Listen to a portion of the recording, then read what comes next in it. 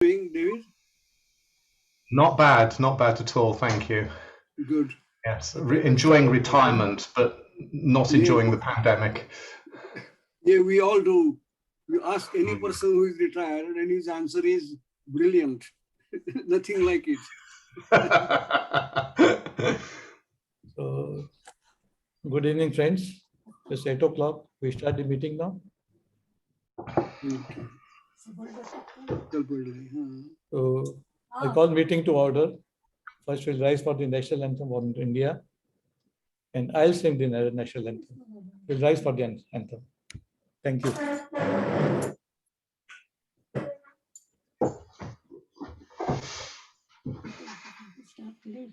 Jana Gana Mana Adinayaka Jaya He Bharat Bhagya Vidhata Punjab Sindh Gujarat Maratha Dravida Utkal Banga Vindhya Himachal Yamuna Ganga Utkal Jaladit Ranga Tab Shubh Naame Gade Tab Shubh Naam आशीष मांगे गाए तब जय गाथा जन मन मन अधिनायक जय हे भारत भाग्य विधाता जय हे जय हे जय हे जय जय जय जय हे.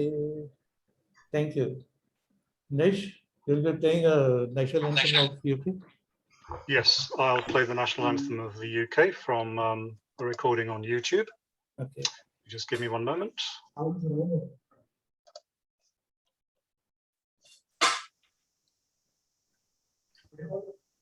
Yeah, I told you. On purpose.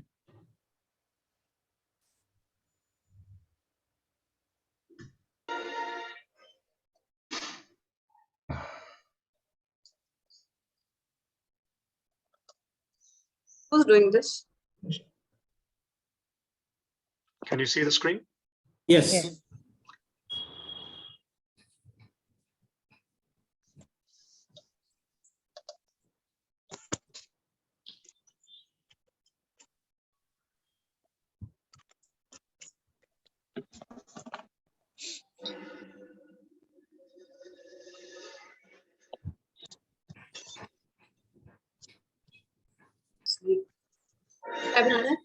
British national anthem. I think they start their meeting with the national anthem. The sound is not there. Are you able to hear it?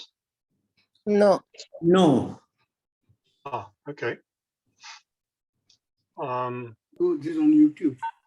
It's playing on YouTube, but you're not getting the sound.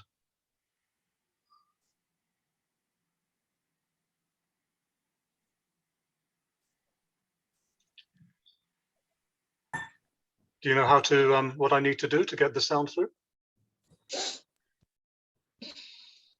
Press play, but it doesn't seem to be. No, okay. Yeah, it's playing. We got it now.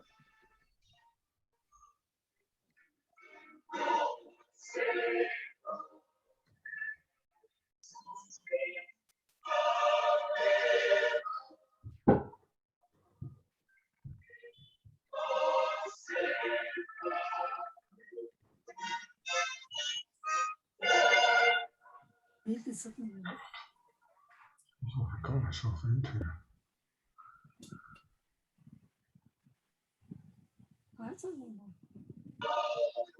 Playing national anthem.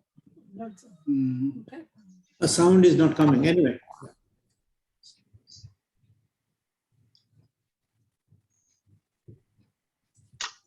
Were you able to hear that? No. No, we're not able to hear. But anyway, now you can close it. That's fine. Okay. Thank you, Nish. Thank you very much. Thank you.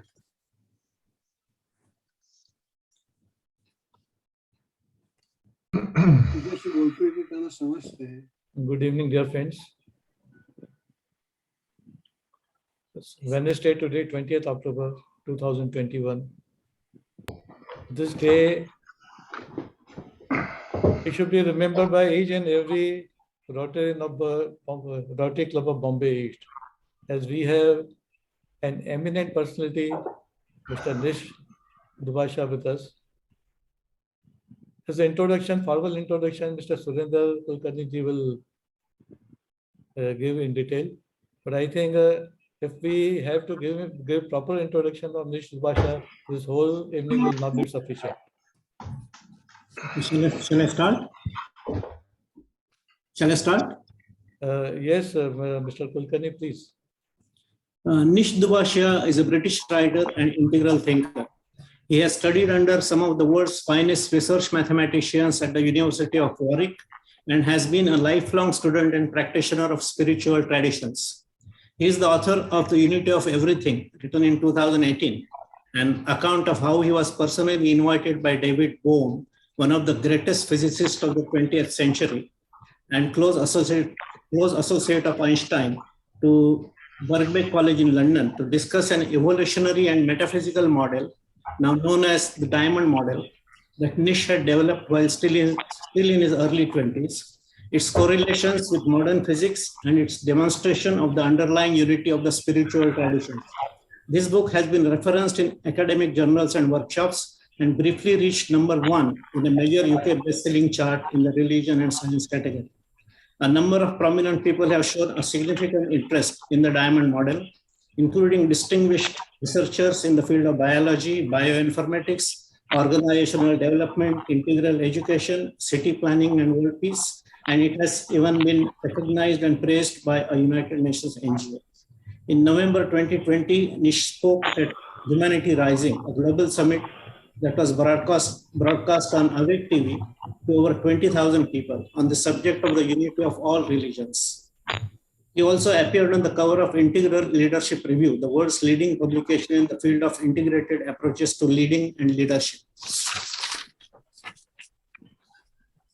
In June 2021, Nish teamed up with Peter Murray and Marilyn Hamilton to talk about the underlying unity of the world's spiritual traditions at the World Unity Week, a huge international conference that aims to bring together writers, thinkers, and leaders from around the world.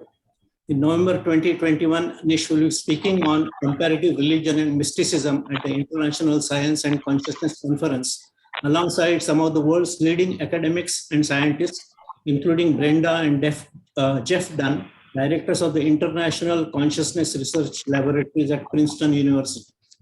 Nish also writes fiction under the pen name Nishat Kaur, and his works include Gifted, which briefly entered UK Amazon Top 20 and also reached the quarterfinals of a major international writing competition hosted by major Hollywood directors and agents, and Dancing with Angels in 2021, which has been endorsed by Oxford scholar and best-selling writer Anne Baring, who has described it as a gripping, fascinating, illuminating, and brilliant.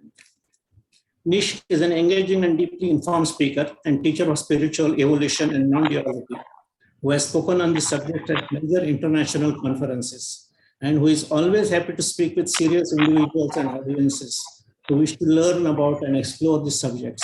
Friends, I present you Nish Dubashia. Thank you, Surinder. Thank you. Nish, please. Thank you very much. Thank you. So I will begin by sharing my screen. Are you all able to see this okay? Yes, sir. Yes. Okay, great.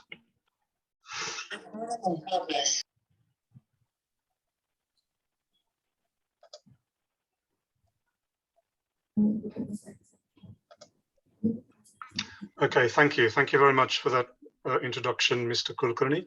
So today I'm going to be speaking about a model of human and cultural development that is gaining increasing acceptance in the West and to some degree in the East, known as spiral dynamics. And today I will give you a brief introduction to this model. So spiral dynamics is an evolutionary model, and it models the evolutionary development of individuals, of organizations, and of societies. It's a model that was developed by three prominent individuals: Claire W. Graves, who was a psychology professor and theorist; Don Edward Beck, who was an evolutionary psychologist, and Christopher Cohen, who was an organizational consultant. Spirodynamics essentially describes how the changing life conditions in our world and also the changing capabilities of the human mind interact to bring about the emergence of new value systems and new worldviews.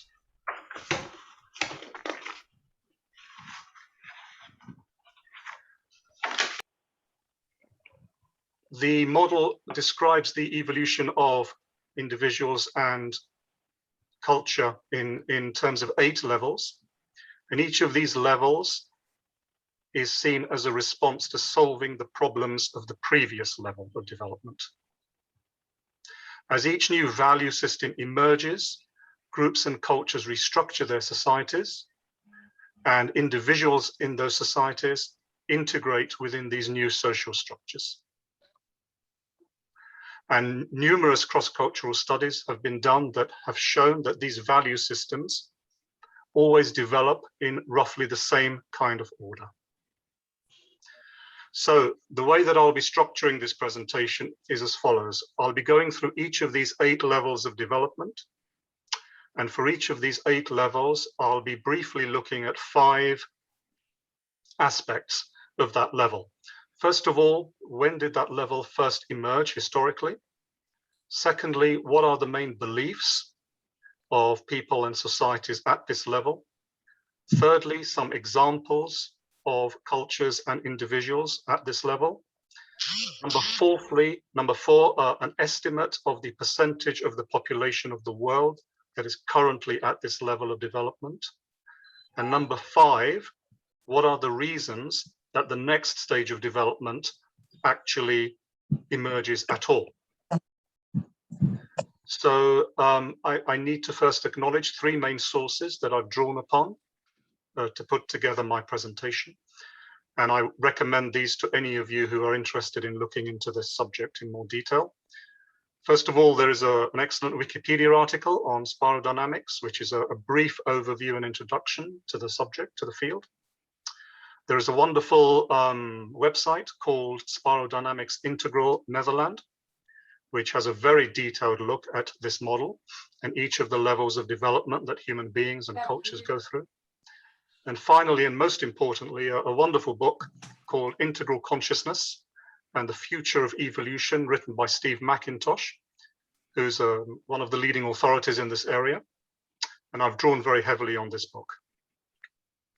So I'll now make a start, and I'll start by looking at the first level of this model.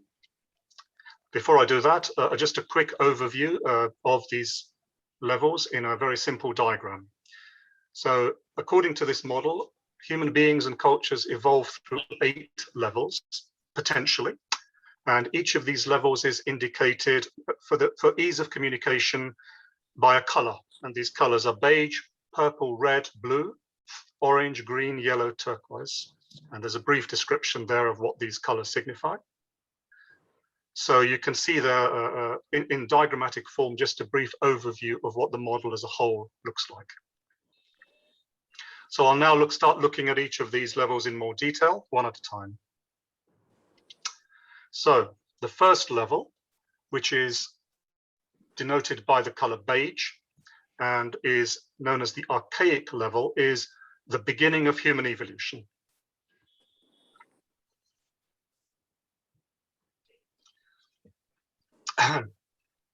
Historically, the historical emergence of this level took place around 150,000 years ago, very roughly, with the development of the early Homo sapiens and their immediate ancestors, the Homo habilis. And we saw the historical emergence of this level initially in the Eastern African savanna and in Iraq.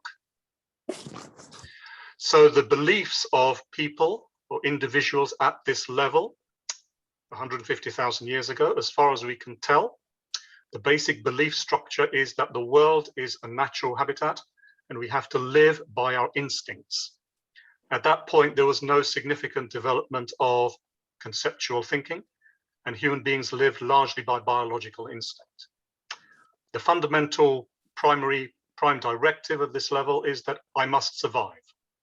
It's basically just about survival and pretty much nothing else, with every man, every woman fending for themselves, being driven by their biological needs, being driven by their basic physiological needs.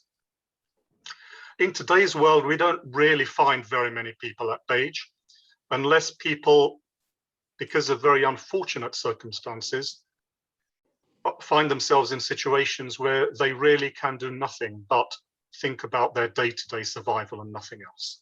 So we can see examples of this in, for example, homeless people, or people who are severely addicted to drugs, people who are mentally handicapped, people who are terminally ill. So very unfortunate people, very unfortunate individuals in these kinds of situations are living purely at the level of instinct and survival. And they would be, according to this model, at the level of beige, the archaic level. Estimates are that roughly 1% of the world's population would find themselves at this level in today's world.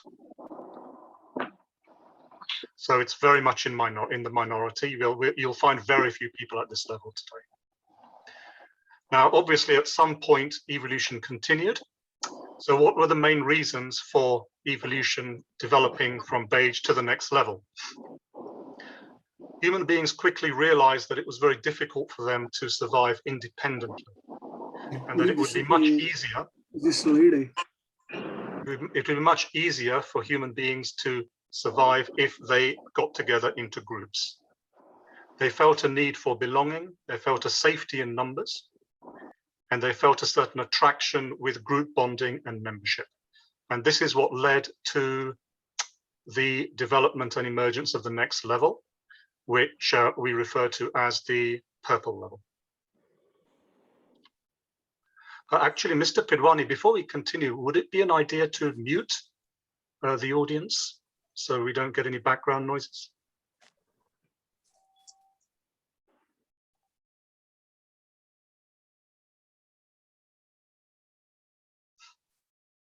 Is Mr. Pidwani there? Nearly all are muted now. Okay, great. Thank you very much. Thank you. Okay, so I'll continue. We'll move to the next level, which is the purple level. And this is referred to as the tribal level. So this is where individuals who were previously largely fending for themselves now congregate or into tribes and start living from a tribal level of consciousness.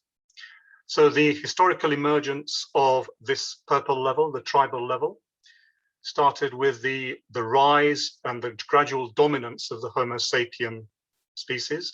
And this we can date to roughly 40,000 years ago. And again, this began largely in the subtropical areas. So what were the main beliefs of this? What are the main beliefs of this level of development? At this level of development, it is the kin, the family, the tribe that is more important than the individual separate self. It is the tribal chiefs and the tribal customs that must be obeyed. We must honor our ancestors, we honor the spirits, and we follow the rituals of the tribe. We preserve objects and places that are sacred to the tribe. And examples of this in today's world, we can find there are still tribal communities in Asia, in Africa, in South America. We can find strong remnants of this level of development in the Romani people, who still live very much in tribes and at a tribal level of development. If any of you have ever seen the Oscar-winning movie Dances with Wolves, starring Kevin Costner, the Native Americans that are portrayed in that movie and portrayed very favorably in that movie are shown as belonging to or manifesting this purple tribal level of development. And we can also see examples of this level of development in the practice of shamanism, which is there in cultures all over the world, tribal cultures all over the world, which is the practice of interacting with the spirit world, which tribal people believe truly exists, and that represents their spiritual life. Now, in today's world, we could say that the percentage of this population, the percentage of this level, sorry, in the world's population today is roughly 5% worldwide. But at some stage, more recently, obviously, a new stage emerged. So what were the reasons why the purple tribal stage was found to be insufficient and a new stage emerged? Well, a few individuals started to feel that their individualism is being suppressed by having to always bow down to the needs of the tribe and the family. They felt they needed a stronger capacity and opportunity for individual expression. They found the human consciousness found that it started to emerge a new identity as a separate ego, an ego or a self that was separate from the tribe, separate from the family. Human consciousness, many individuals started to feel a strong allure of freedom from these tribal constraints. And they started to feel an attraction of what we will see in the next level is the culture of the warrior culture. So as human consciousness started to reach the end of this tribal level, we start to see the emergence of the next level, which is the emergence of the warrior culture. And this is what we call the red level, and it is the egocentric level, the level of the development or arisal of the ego. The sense of the human being being a separate self, separate from nature, separate from his tribe. So historically, this third level emerged about 10,000 years ago in what we call the early agrarian period, which is the early agricultural period. And this is the period when human beings started to make weapons, processing copper and bronze. And we see the historical emergence of this in the Near East and in Mesopotamia, today's Iran and Iraq. And this is what we could now refer to as the culture of the warrior, who seeks independence from submission to the tribe. So the beliefs of this new warrior culture, and in cultures and in individuals today who are at this level, the beliefs are, I must express myself. What I want is what matters. What other people want doesn't matter. It's all about me, my desires, my fulfillment. It's all about the immediate gratification of my impulses without feeling any kind of guilt for what I do or for the consequences of what I'm doing. At this level, we trust nobody. We only trust ourselves. It's me against the rest of the world. And I, at this level, at the egocentric level, at the red level, I will do whatever I need to do to gain control. This is the birth of the ego, the strong, separate ego that wants to control and dominate others and impose its wishes on everybody else. So examples of this historically, we can see this in warlords and in dictatorships. In today's world, we can see this to some extent in Myanmar, Burma, in North Korea, in the Taliban in Afghanistan. Historically, we can see this with Attila the Hun, with Genghis Khan. And we can see strong elements of this in certain types of music in the Western world, such as in punk rock or in street rap music, where it's all about survival on the streets.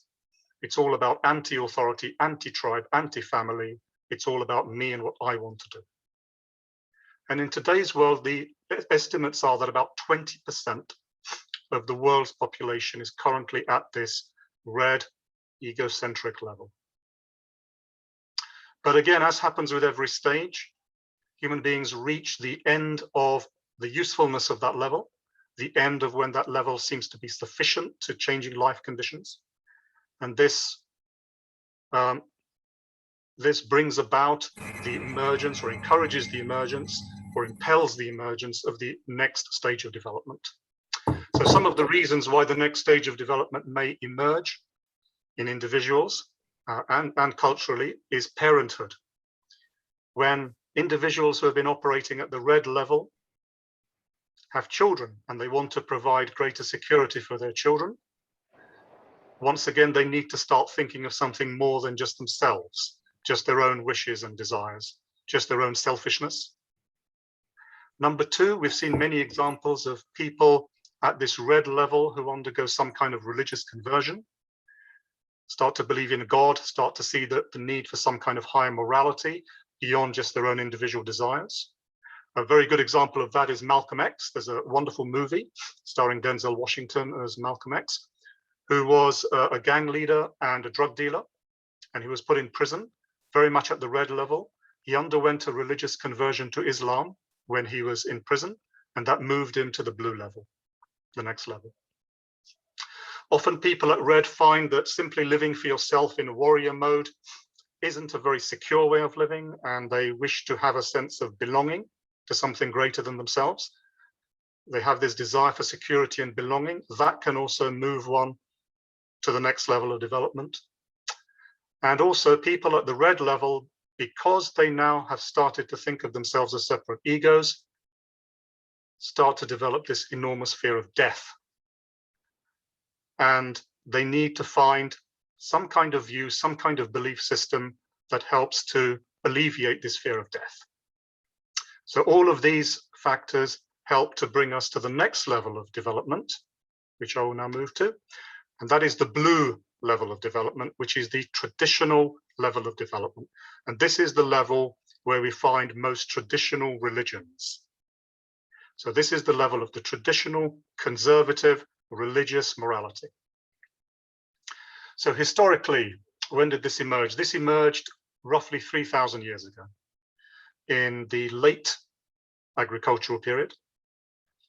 And again, it emerged to begin with in Iraq, around the Euphrates and the Tigris River areas. Again, in today's Iraq and ancient Mesopotamia. That's where we see the beginnings of the emergence of traditional religion, what today we would call traditional religion. So what are the beliefs of this level? First of all, people and cultures at this level, they believe that there is a transcendent purpose to life, which is much more important than merely our own individual desires. And most religions see this as being the transcendent purpose that's been given to us by God. This is the level where we start to see a belief in God. And serving God, obeying God, having faith in God becomes more important than just our own individual desires at this level. Typically, this level, we will see strong and rigid moral codes at this level. The 10 Commandments, for example, very much spring from this level. You shall honor your parents. You shall worship only one God. You mustn't steal, you mustn't lie, you mustn't have sex outside of marriage. These are the kind of rules that have to be followed at this level. And the purpose of these rules and this belief system is to bring about an order in society. Because the previous level, which was the level of the warrior culture, was a much more disordered society because people were effectively doing what they want to do. When human consciousness realized that we need to bring some order to this warrior consciousness, it developed this traditional mode of thinking, which became a rule-based mode of thinking, which started to maintain and impose order on society. So some examples in today's world of this blue traditional level. Most of our cities, our nations, our classes, our religions were originally based or came out of this level. Many of the countries in the Middle East, such as Saudi Arabia, for example, which follow a strict religious rules, are still operating at this level, the blue traditional level. The Indian caste system, when it is strictly observed, comes out of this level. Puritan America, the fundamentalist Christianity in America, which was the foundation of America 400 years ago, 500 years ago, came from this level, the traditional blue level. This is where we find all traditional religions, where we find conservative thinking. This is where we find the aristocracy. Famous individuals at this level would be Pope John Paul or the famous Christian preacher Billy Graham. They would be operating from this level. And roughly the estimate of the percentage of the world population operating at this level at the moment is 55%. So more than half the world is at this level at the moment. And of all the levels, this is the most highly populated level at the current time. But as with everything, its end in some people, in some cultures, and we find reasons why the next stage has to emerge. So here are some typical reasons why the next stage emerges in people. Higher education.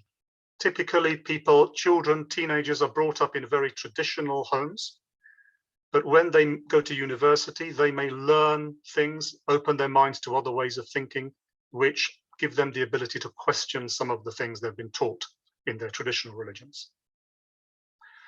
We can start to perceive contradictions in the group or in the belief system. Sometimes people look at the followers of religions and see, well, they're not really practicing what they're preaching. Sometimes people look at belief systems in religions and see, well, some of these beliefs, they contradict each other. And this gives rise to the next level of development after the traditional religious level, which we can call the modern level, the level of modernism. And to a lot of people brought up in very traditional homes or traditional countries, modernism is very attractive. A lot of people in Eastern countries dream of coming to the West because the modern world and what the modern world can offer can look very attractive to some people. And also there is quite simply the need for greater financial security. Sometimes many of these traditional religions, they don't emphasize financial security as a priority in life. Whereas in the next level, as we'll see, financial security, financial well-being becomes a greater priority. And this can be very attractive to some people at this blue traditional level. So we'll move to the next level. So we're halfway through the model now. So this is level 5. This is the orange level, the modern level.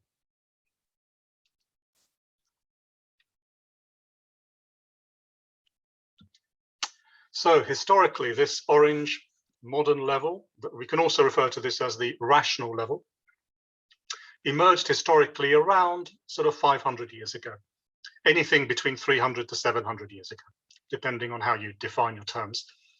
And we see the rise of this modern thinking in the Western Renaissance and the Western Enlightenment, which began primarily in Italy, particularly in Florence, in the Florentine Renaissance, and in France with the French Enlightenment.